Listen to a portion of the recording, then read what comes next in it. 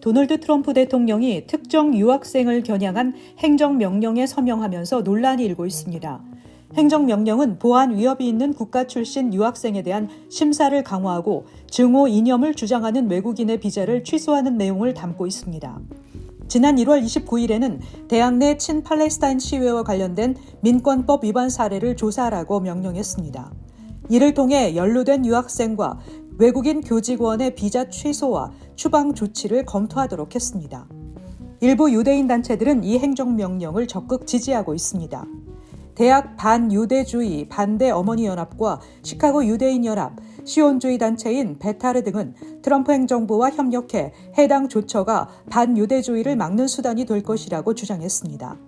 반면 여러 시민단체는 이번 조처가 헌법이 보장한 표현의 자유를 침해할 소지가 크다고 비판했습니다. 뉴욕시에서 교통법규를 위반한 차량에 자동으로 티켓을 발급하는 카메라를 확대하는 방안이 추진 중입니다. 뉴욕시는 신호 위반, 과속, 이중 및 불법 주차 등 교통법규를 위반하는 차량 운전자 단속을 위해 150대 카메라를 추가로 설치하는 3,500만 달러 규모의 파일럿 사업을 추진하고 있습니다. 불법 주차 차량에 대한 3일 내 신고를 해도 사후 조치가 미흡하다는 점도 문제로 지적됐습니다. 지난해 뉴욕시 조사국은 뉴욕시경이 시 주차 허가증 남용에 대한 311 신고를 계속해서 무시했다는 사실을 발견한 것으로 드러났습니다. 데이터에 따르면 지난해 뉴욕시에서는 253명이 교통사고로 인해 사망했으며 이는 261명이 사망한 재작년 수치에 비해 소폭 감소한 수치입니다. 퀸즈에서 우편함 절도 사건이 이어지고 있어 경찰이 용의자를 수색하고 있습니다. NYPD는 퀸즈에서 최근 발생한 일련의 우편함 절도 사건과 관련해 카메라에 잡힌 한 남성을 포착해 수색에 나섰습니다. 용의자는 적어도 3건의 사건과 연관돼 있다고 밝혔는데 모두 써니사이드의 51번가 스킬맨 애비뉴 근처의 같은 아파트 건물에서 발생했습니다. 경찰은 주민들에게 우편함의 보안 잠금 장치를 사용하고 민감한 우편물을 집 주소 대신 직장으로 보내는 등 예방 조치를 취할 것을 촉구하고 있습니다.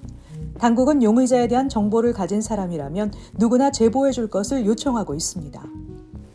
일본 2위 완성차 업체인 혼다가 미국의 관세를 피하기 위해 차세대 시빅 모델을 멕시코가 아닌 미국에서 생산하기로 한 것으로 전해졌습니다.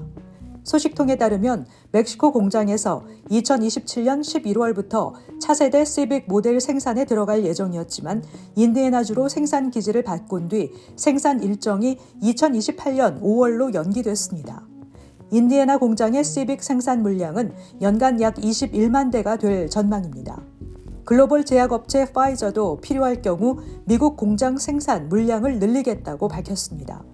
파이저는 현재 미국의 10개 제조 공장과 2개의 물류센터를 보유하고 있습니다.